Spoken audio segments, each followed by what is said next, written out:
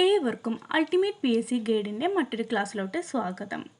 ഇന്ന് നമ്മൾ ഡിസ്കസ് ചെയ്യുന്നത് കേരള ചരിത്രത്തിലെ വളരെ ഇമ്പോർട്ടൻ്റ് ആയിട്ടുള്ളൊരു ഭാഗമായ യൂറോപ്യന്മാരുടെ വരവും സംഭാവനകളും എന്ന ഭാഗമാണ്. ഇന്നത്തെ ക്ലാസ്സിൻ്റെ പ്രത്യേകത എന്ന് പറയുന്നത് ഇതൊരു ഓഡിയോ ക്ലാസ്സാണ്. പലവിധ ജോലികൾ ചെയ്യുമ്പോഴും യാത്ര ചെയ്യുമ്പോഴും കേട്ട് നമുക്ക് ഓരോ പാഠഭാഗങ്ങളും ഹൃദിസ്ഥമാക്കാവുന്ന രീതിയിലാണ് ഇന്നത്തെ ക്ലാസ് തയ്യാറാക്കുന്നത്. ഈ ക്ലാസ് തയ്യാറാക്കുന്നതിന് വേണ്ടി എടുത്തിട്ടുള്ളത് പ്രൈം PSCയുടെ LDC മെയിൻ എക്സാമിൻ്റെ റാങ്ക് ഫയലാണ്. നമുക്ക് ക്ലാസ്സിലോട്ട് കടക്കാം. യൂറോപ്യന്മാരുടെ വരവും സംഭാവനകളും. മധ്യകാലഘട്ടത്തിൽ കേരളവും യൂറോപ്പും തമ്മിലുള്ള വ്യാപാര ബന്ധത്തിൽ ഇടനിലക്കാരായി പ്രവർത്തിച്ചത് അറബി വ്യാപാരികളായിരുന്നു.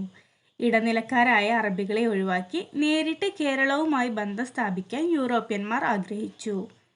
1453 ഓട്ടോമാൻ തുർക്കികൾ കോൺസ്റ്റാന്റിനോപ്പിൾ പിടിച്ചെടുത്തതോടെ യൂറോപ്യന്മാർ ഇന്ത്യയിലേക്ക് പുതിയ കടൽമാർഗങ്ങൾ തേടി. പോർച്ചുഗീസുകാർ. കേരളത്തിലെത്തിയ ആദ്യ യൂറോപ്യൻ ശക്തിയാണ് പോർച്ചുഗീസുകാർ. പോർച്ചുഗീസുകാർ കേരളത്തിലെത്തിയ വർഷം 1498. 1498 പോർച്ചുഗീസുകാർ കേരളത്തിലെത്തിയത്. ഇന്ത്യയിൽ കടൽമാർഗമെത്തിയ ആദ്യ യൂറോപ്യൻ ശക്തി പോർച്ചുഗീസുകാരാണ്. Vasco da Gama. കടൽ മാർഗം ഇന്ത്യയിലെത്തിയ ആദ്യ യൂറോപ്യൻ. വാസ്കോഡ ഗാമയെ ഇന്ത്യയിലേക്ക് അയച്ച പോർച്ചുഗൽ രാജാവാണ് മാനുവൽ ഒന്നാമൻ. ഇന്ത്യൻ മഹാസമുദ്രത്തിലെ കപ്പിത്താൻ എന്ന് വാസ്കോഡ ഗാമയെ വിശേഷിപ്പിച്ചത് പോർച്ചുഗലിലെ മാനുവൽ രാജാവാണ്. ഗാമ കേരളത്തിലേക്ക് യാത്ര തിരിച്ച വർഷം 1497 ലിസ്ബണിൽ നിന്ന്. ഗാമ കേരളത്തിലെത്തിയ വർഷം 1498 മെയ് 20. വാസ്കോഡ ഗാമ കപ്പലിറങ്ങിയ സ്ഥലം കോഴിക്കോട് ജില്ലയിലെ കാപ്പാട്. കാപ്പാട് സ്ഥിതി ചെയ്യുന്ന പഞ്ചായത്ത് ചേമഞ്ചേരി. വാസ്കോഡ ഗാമയെ ഇന്ത്യയിൽ എത്തിച്ച കപ്പൽ സാവോ ഗബ്രിയേൽ. വാസ്കോഡ ഗാമയെ അനുഗമിച്ച മറ്റു പോർച്ചുഗീസ് കപ്പലുകളാണ് Sao Raphael, Berrio. Sao Gabriel എന്ന കപ്പലിൻ്റെ കപ്പിത്താനാണ് വാസ്കോഡ ഗാമ. സാവോ റാഫേൽ എന്ന കപ്പലിൻ്റെ കപ്പിത്താൻ പൗലോ ഡ ഗാമ. ബെറിയോ എന്ന കപ്പലിൻ്റെ കപ്പിത്താനാണ് നിക്കോളോ കോവിൽഹോ. വാസ്കോഡ ഗാമ കേരളത്തിലെത്തിയപ്പോൾ കോഴിക്കോട് ഭരിച്ചിരുന്നത് സാമൂതിരി രാജാവാണ്. 1498 മെയ് മാസത്തിൽ വന്ന ഗാമ 1498 നവംബറിൽ ലിസ്ബണിലേക്ക് മടങ്ങി. ഗാമ രണ്ടാമത് ഇന്ത്യയിൽ വന്ന വർഷം 1502. വാസ്കോഡ ഗാമ ക്രിസ്ത്യൻ പള്ളി എന്നു കരുതി പ്രാർത്ഥിച്ച ക്ഷേത്രമാണ് പുത്തൂർ ക്ഷേത്രം. കോഴിക്കോട് ജില്ലയിലാണ് പുത്തൂർ ക്ഷേത്രം സ്ഥിതി ചെയ്യുന്നത്. വാസ്കോഡ ഗാമ അവസാനമായി ഇന്ത്യയിലെത്തിയ വർഷം 1524. ഗാമ ഇന്ത്യയിലെ പോർച്ചുഗീസ് വൈസ്രോയി ആയ വർഷവും 1524 തന്നെ. വാസ്കോഡ ഗാമ അന്തരിച്ച വർഷം 1524 ഡിസംബർ 24. വാസ്കോഡ ഗാമയുടെ ഭൗതിക ശരീരം ആദ്യം അടക്കം ചെയ്ത സ്ഥലം സെൻറ്റ് ഫ്രാൻസിസ് പള്ളി, കൊച്ചി. കൊച്ചിയിൽ നിന്നും ഗാമയുടെ ഭൗതിക ശരീരം പോർച്ചുഗലിലേക്ക് കൊണ്ടുപോയ വർഷം 1539. വാസ്കോഡ ഗാമയുടെ ഭൗതിക ശരീരം അടക്കം ചെയ്ത പോർച്ചുഗലിലെ പള്ളി ജെറോനിമസ് കത്തീഡ്രൽ. വാസ്കോഡ ഗാമയെ പരാമർശിക്കുന്ന പോർച്ചുഗീസ് കൃതിയാണ് ലൂസിയാഡ്സ്. വാസ്കോഡ ഗാമ എന്ന പട്ടണം സ്ഥിതി ചെയ്യുന്ന സംസ്ഥാനം ഗോവ. ഗാമയുടെ കപ്പൽ എന്ന കൃതി രചിച്ചത് P. കുഞ്ഞിരാമൻ നായർ. അറബി സഞ്ചാരി എന്ന വ്യാജേന കരമാർഗം ഇന്ത്യയിലെത്തിയ ആദ്യ പോർച്ചുഗീസുകാരനാണ് പെറോ ഡ കോവിൽഹ. ആഫ്രിക്കയിലെ ശുഭപ്രതീക്ഷാ മുനമ്പ്, അതായത് കേപ്പ് ഓഫ് ഗുഡ് ഹോപ്പ്, ചുറ്റി സഞ്ചരിച്ച ആദ്യ പോർച്ചുഗീസ് നാവികൻ ബർത്തലോമിയോ ഡയസ് 1488. വാസ്കോഡ ഗാമയെ തുടർന്ന് ഇന്ത്യയിലെത്തിയ പോർച്ചുഗീസ് നാവികനാണ് പെഡ്രോ അൽവാരിസ് കബ്രാൾ. 1500 ഇദ്ദേഹം ഇന്ത്യയിലെത്തിയത്. കൊച്ചിയിൽ പണ്ടകശാല സ്ഥാപിച്ചത് പെഡ്രോ അൽവാരിസ് കബ്രാൾ ആണ്. അടുത്തത് ഫ്രാൻസിസ്കോ ഡി അൽമേഡ. ഇന്ത്യയിലെ ആദ്യ പോർച്ചുഗീസ് വൈസ്രോയി. കണ്ണൂരിലെ സെയിൻറ്റ് ആഞ്ചലോസ് കോട്ട പണി കഴിപ്പിച്ച വ്യക്തി 1505. നാവികപ്പടയെ ശക്തമാക്കി സമുദ്ര മേധാവിത്വത്തിലൂടെ വ്യാപാരം മെച്ചപ്പെടുത്തുന്നതിനായി നീല ജലനയം ബ്ലൂ വാട്ടർ പോളിസി നടപ്പിലാക്കിയ പോർച്ചുഗീസ് വൈസ്രോയിയാണ് ഇദ്ദേഹം. കേരളത്തിലെ ആദ്യത്തെ പോർച്ചുഗീസ് ആസ്ഥാനം കൊച്ചിയാണ്. കേരളത്തിലെ പോർച്ചുഗീസ് അതിക്രമങ്ങളെക്കുറിച്ച് പരാമർശിക്കുന്ന അറബി കൃതി തുഹ്ഫത്തുൽ മുജാഹിദീൻ. തുഹ്ഫത്തുൽ മുജാഹിദീൻ രചിച്ചത് ഷെയ്ഖ് സൈനുദ്ദീൻ. അൽബുക്കർക്ക്. ഏറ്റവും ശക്തനായ പോർച്ചുഗീസ് വൈസ്രോയി. പോർച്ചുഗീസ് ഇന്ത്യയുടെ യഥാർത്ഥ സ്ഥാപകൻ. ഇന്ത്യയിൽ കോളനിവൽക്കരണത്തിന് നേതൃത്വം നൽകിയ പോർച്ചുഗീസ് വൈസ്രോയി. 1510 ബീജപ്പൂർ സുൽത്താനിൽ നിന്നും ഗോവ പിടിച്ചെടുത്ത പോർച്ചുഗീസ് വൈസ്രോയി. ഇന്ത്യയിലെ പോർച്ചുഗീസ് ആസ്ഥാനം കൊച്ചിയിൽ നിന്നും ഗോവയിലേക്ക് മാറ്റിയ വൈസ്രോയി. യൂറോപ്യൻ സൈന്യത്തിൽ ആദ്യമായി ഇന്ത്യക്കാരെ ഉൾപ്പെടുത്തിയ വൈസ്രോയും ഇദ്ദേഹമാണ്. ഇന്ത്യയിലെ പോർച്ചുഗീസ് അധീന പ്രദേശങ്ങളിൽ സതി നിരോധിച്ച വൈസ്രോയി. സങ്കരവാസ സങ്കേതങ്ങൾ, മിക്സഡ് കോളനി സിസ്റ്റം സ്ഥാപിക്കുന്ന നയം സ്വീകരിച്ച പോർച്ചുഗീസ് വൈസ്രോയി. വിജയനഗര സാമ്രാജ്യവുമായി വ്യാപാര ഉടമ്പടി ഒപ്പുവെച്ച പോർച്ചുഗീസ് വൈസ്രോയും ഇദ്ദേഹമാണ്.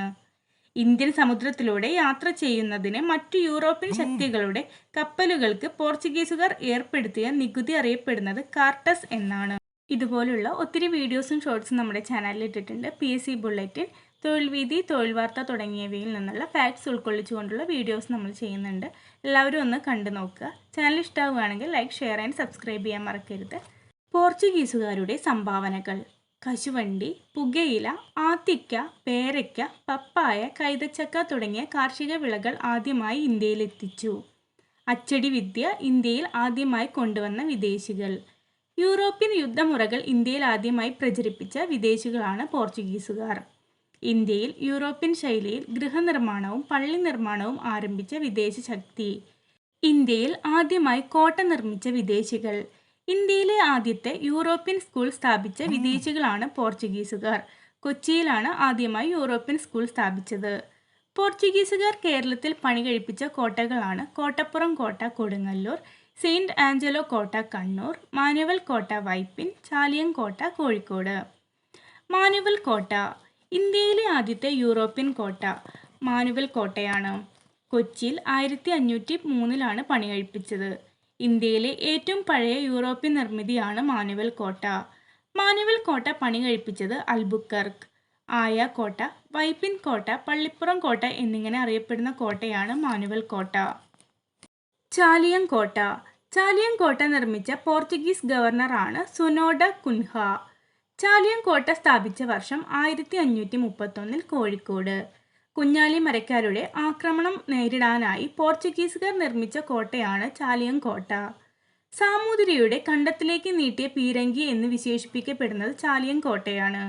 ചാലിയം കോട്ട തകർത്തത് കുഞ്ഞാലി മരക്കാർ മൂന്നാമൻ. കുഞ്ഞാലി മരക്കാർ കോഴിക്കോട് സാമൂതിരിയുടെ നാവികപ്പടയുടെ നായകനാണ് കുഞ്ഞാലി മരക്കാർ. അടിച്ചിട്ട് കടന്നു കളയുക എന്ന സമരതന്ത്രം സ്വീകരിച്ചത് കുഞ്ഞാലി മരക്കാറാണ്. മരക്കാർ കോട്ട അല്ലെങ്കിൽ പുതുപ്പണം കോട്ട പണി കഴിപ്പിച്ചത് കുഞ്ഞാലി മരക്കാർ മൂന്നാമൻ ഇരിങ്ങലിൽ. മൂറുകളുടെ അധിപൻ, ഇന്ത്യൻ മഹാസമുദ്രത്തിലെ അധിപൻ എന്നിങ്ങനെ അറിയപ്പെടുന്നത് കുഞ്ഞാലി മരക്കാർ നാലാമൻ. കുഞ്ഞാലി മരക്കാർ നാലാമനെ പോർച്ചുഗീസുകാർ ഗോവയിൽ വെച്ച് വധിച്ച വർഷം AD 1600. ഇംഗ്ലണ്ടിലെ രാജാവായ ചാൾസ് രണ്ടാമനെ പോർച്ചുഗീസ് രാജകുമാരിയായ കാതറിനെ വിവാഹം കഴിച്ചപ്പോൾ സ്ത്രീധനമായി ലഭിച്ച ഇന്ത്യൻ പ്രദേശമാണ് ബോംബെ.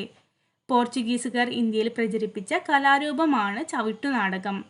പോർച്ചുഗീസുകാർ ഇന്ത്യയിൽ പരിചയപ്പെടുത്തിയ വാസ്തുവിദ്യാ ശൈലിയാണ് ഗോതിക് ശൈലി. കേരളീയ മാതൃകയിൽ കൊച്ചി രാജാവിന് പോർച്ചുഗീസുകാർ പണിതുകൊടുത്ത കൊട്ടാരമാണ് മട്ടാഞ്ചേരി കൊട്ടാരം 1555. മട്ടാഞ്ചേരി കൊട്ടാരം 1663 ഡച്ചുകാർ പുതുക്കി പണിതതിനാൽ ഡച്ച് കൊട്ടാരം എന്നറിയപ്പെടുന്നു. ഇന്ത്യയിലെ ആദ്യത്തെ അച്ചടിശാല സ്ഥാപിച്ച സ്ഥലം ഗോവ 1556. ഇന്ത്യയിൽ അച്ചടിക്കപ്പെട്ട ആദ്യ കൃതിയാണ് ഡോക്ട്രീന ക്രിസ്റ്റീന. ഡച്ചുകാർ കേരളത്തിൽ രണ്ടാമതെത്തിയ വിദേശ ശക്തികൾ. കേരളവുമായി വ്യാപാര ബന്ധം സ്ഥാപിച്ച ആദ്യ പ്രൊട്ടസ്റ്റന്റ് ജനവിഭാഗം. ഡച്ചുകാർ ഏത് രാജ്യക്കാരാണ്? Netherlands, Holland.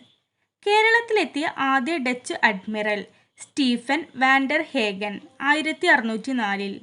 Stephen van der Hagen ആദ്യമായി ഇന്ത്യയിലെത്തിയ സ്ഥലം കോഴിക്കോട്.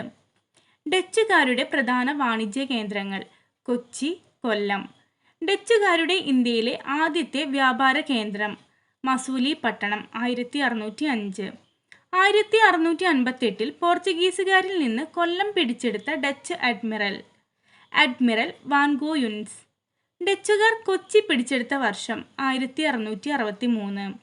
1690 വരെ ഇന്ത്യയുടെ കിഴക്കൻ തീരത്തെ ഡച്ച് ആസ്ഥാനം പുലിക്കാട്ട്. ഇന്ത്യയിലെ പ്രധാന ഡച്ച് കേന്ദ്രങ്ങൾ പുലിക്കാട്, നാഗപട്ടണം, ബ്രോച്ച്, ചിൻസുറ. ഇന്ത്യയിൽ ഡച്ചുകാരുടെ അധപതനത്തിന് കാരണമായ യുദ്ധം കുളച്ചൽ യുദ്ധം 1741 ഓഗസ്റ്റ് 10 ഡച്ചുകാരും മാർത്താണ്ഡവർമ്മയും തമ്മിൽ. കുളച്ചൽ യുദ്ധത്തിൽ മാർത്താണ്ഡവർമ്മ പരാജയപ്പെടുത്തിയ ഡച്ച് സൈന്യാധിപനാണ് ഡിലനോയ്. പ്രധാനപ്പെട്ട സന്ധികൾ നോക്കാം. കണ്ണൂർ സന്ധി 1513 പോർച്ചുഗീസുകാരും സാമൂതിരിയും തമ്മിൽ. പൊന്നാനി സന്ധി 1540 പോർച്ചുഗീസുകാരും സാമൂതിരിയും തമ്മിൽ. അഴീക്കോട് സന്ധി 1661 ഡച്ചുകാരും സാമൂതിരിയും തമ്മിൽ. മാവേലിക്കര സന്ധി 1753 ഡച്ചുകാരും മാർത്താണ്ഡവർമ്മയും തമ്മിൽ. ഡച്ചുകാരുടെ പ്രധാനപ്പെട്ട സംഭാവനകൾ. കൊച്ചിയിലെ ബോൾഗാട്ടി പാലസ് നിർമ്മിച്ച വിദേശ ശക്തിയാണ് ഡച്ചുകാർ 1744. ഗുരുവായൂരിലെ ചേറ്റുവ കോട്ട നിർമ്മിച്ച വിദേശികളും ഇവർ തന്നെ. ഇന്ത്യയിൽ വ്യാവസായിക അടിസ്ഥാനത്തിലുള്ള ഉപ്പ് നിർമ്മാണം, തുണികൾക്ക് ചായം മുക്കൽ, ശാസ്ത്രീയ കൃഷിരീതി എന്നിവ ആരംഭിച്ച വിദേശികൾ. കുഷ്ഠരോഗികൾക്കായി വൈപ്പിനിൽ ആതുരാലയം ആരംഭിച്ച വിദേശികളും ഡച്ചുകാരാണ്. ഹോർത്തൂസ് മലബാറിക്കസ് ഡച്ചുകാരുടെ ഏറ്റവും വലിയ സംഭാവനയാണ് ഹോർത്തൂസ് മലബാറിക്കസ്. ഹോർത്തൂസ് മലബാറിക്കസ് പ്രസിദ്ധീകരിച്ച സ്ഥലം ആംസ്റ്റർഡാം, നെതർലാൻഡ്. ഹോർത്തൂസ് മലബാറിക്കസ് രചിക്കപ്പെട്ട ഭാഷ ലാറ്റിൻ. 1678 മുതൽ 1703 വരെയുള്ള കാലയളവിൽ 12 വോള്യങ്ങളായാണ് ഹോർത്തൂസ് മലബാറിക്കസ് രചിക്കപ്പെട്ടത്. മലയാളം ലിപി അച്ചടിക്കപ്പെട്ട ആദ്യ ഗ്രന്ഥം ഹോർത്തൂസ് മലബാറിക്കസ്. ഹോർത്തൂസ് മലബാറിക്കസിന്റെ രചനയ്ക്ക് നേതൃത്വം നൽകിയത് admiral Henry van Reede. Hortus മലബാറിക്കസിന്റെ മുഖചിത്രം തയ്യാറാക്കിയ ഡച്ച് ചിത്രകാരനാണ് ജെറാൾഡ് ഡി ലെയ്റസി. ഹോർത്തൂസ് മലബാറിക്കസിന്റെ രചനയുമായി സഹകരിച്ച ഈഴവ വൈദ്യനാണ് ഇട്ടി അച്യുതൻ. ഹോർത്തൂസ് മലബാറിക്കസിന്റെ രചനയുമായി സഹകരിച്ച ഗൗഡ സാരസ്വത ബ്രാഹ്മണർ രംഗഭട്ട്, അപ്പുഭട്ട്, വിനായക ഭട്ട്. ഹോർത്തൂസ് മലബാറിക്കസിന്റെ രചനയുമായി സഹകരിച്ച ഇറ്റാലിയൻ കാർമലൈറ്റ് സന്യാസിയാണ് മാത്യൂസ്. ഹോർത്തൂസ് മലബാറിക്കസിന്റെ പ്രതിപാദ്യ വിഷയം മലബാറിലെ ഔഷധ സസ്യങ്ങളാണ്. ഹോർത്തൂസ് മലബാറിക്കസ് എന്ന വാക്കിന്റെ അർത്ഥം മലബാറിന്റെ പൂന്തോട്ടം. കേരളാരാമം എന്നറിയപ്പെട്ടിരുന്നത് ഹോർത്തൂസ് മലബാറിക്കസ് ആണ്. ഹോർത്തൂസ് മലബാറിക്കസിൽ പ്രതിപാദിക്കുന്ന ആദ്യ വൃക്ഷം തെങ്ങ്. ഹോർത്തൂസ് മലബാറിക്കസിൽ അവസാനമായി പ്രതിപാദിക്കുന്ന വൃക്ഷം ആൽമരം. ഹോർത്തൂസ് മലബാറിക്കസ് ആദ്യമായി ഇംഗ്ലീഷ് മലയാളം ഭാഷകളിലേക്ക് വിവർത്തനം ചെയ്തത് ഡോക്ടർ KS മണിലാൽ. ബ്രിട്ടീഷുകാർ കേരളത്തിൽ ആദ്യമായി ഒരു വ്യാപാരശാല നിർമ്മിച്ച സ്ഥലം വിഴിഞ്ഞം 1644. ബ്രിട്ടീഷുകാർ ആദ്യമായി കേരളത്തിൽ കോട്ട സ്ഥാപിച്ച സ്ഥലം അഞ്ചുതെങ്ങ് 1695. സാമൂതിരിയുമായി വ്യാപാര ഉടമ്പടി ഒപ്പുവെച്ച ഇംഗ്ലീഷുകാരൻ ക്യാപ്റ്റൻ കീലിംഗ് 1615. ഇന്ത്യയിലെത്തിയ ആദ്യ ഇംഗ്ലീഷുകാരൻ മാസ്റ്റർ റാൽഫ് ഫിച്ച് 1583. മാർഗദർശിയായ ഇംഗ്ലീഷുകാരൻ എന്നറിയപ്പെടുന്നത് മാസ്റ്റർ റാൽഫ് ഫിച്ച് ആണ്. മാസ്റ്റർ റാൽഫ് ഫിച്ച് ഇന്ത്യയിലെത്തിയപ്പോൾ ഇന്ത്യ ഭരിച്ചിരുന്ന ചക്രവർത്തി അക്ബർ ചക്രവർത്തി. റാൽഫ് ഫിച്ച് ആദ്യമെത്തിയ സ്ഥലം ഗോവ. റാൽഫ് ഫിച്ച് യാത്രയ്ക്ക് ഉപയോഗിച്ച കപ്പൽ ടൈഗർ. ബ്രിട്ടീഷുകാരുമായി ഉടമ്പടി വെച്ച വേണാട് രാജാവാണ് രാമവർമ്മ. ബ്രിട്ടീഷുകാരുടെ സംഭാവനകൾ. ബ്രിട്ടീഷുകാർ വിഴിഞ്ഞത്ത് വ്യാപാരശാല നിർമ്മിച്ച വർഷം 1644. ബ്രിട്ടീഷുകാർ അഞ്ചുതെങ്ങ് കോട്ട നിർമ്മിച്ച വർഷം 1695. ബ്രിട്ടീഷുകാർ തലശ്ശേരി കോട്ട നിർമ്മിച്ച വർഷം 1708. ബ്രിട്ടീഷുകാർ കേരളത്തിലെ ആദ്യത്തെ റെയിൽവേ പാത സ്ഥാപിച്ച വർഷം 1861 ബേപ്പൂർ മുതൽ തിരൂർ വരെ. ബ്രിട്ടീഷ് ആധിപത്യകാലത്ത് സ്ഥാപിതമായ കനോലി പ്ലോട്ട് ഏത് വൃക്ഷവുമായി ബന്ധപ്പെട്ടിരിക്കുന്നു? തേക്ക്. മലബാറിൽ തേക്കുമരങ്ങൾ വെച്ചു പിടിപ്പിക്കുവാൻ കനോലി എന്ന ബ്രിട്ടീഷുകാരനെ ചുമതലപ്പെടുത്തിയ കളക്ടർ ഹെൻറി വാലന്റൈൻ. അടുത്തത് ഫ്രഞ്ചുകാർ. ഇന്ത്യയിലെത്തിയ അവസാന വിദേശ ശക്തി. ഫ്രഞ്ചുകാരുടെ കേരളത്തിലെ വ്യാപാര കേന്ദ്രമാണ് മാഹി. മാഹിയിൽ ഫ്രഞ്ചുകാർ കോട്ട നിർമ്മിച്ച വർഷം 1724. കടത്തനാട്ട് രാജാവിൽ നിന്നും മാഹി പിടിച്ചെടുക്കാൻ നേതൃത്വം നൽകിയ ഫ്രഞ്ച് ക്യാപ്റ്റനാണ് ബെർട്രാൻഡ് ഫ്രാങ്കോയിസ്.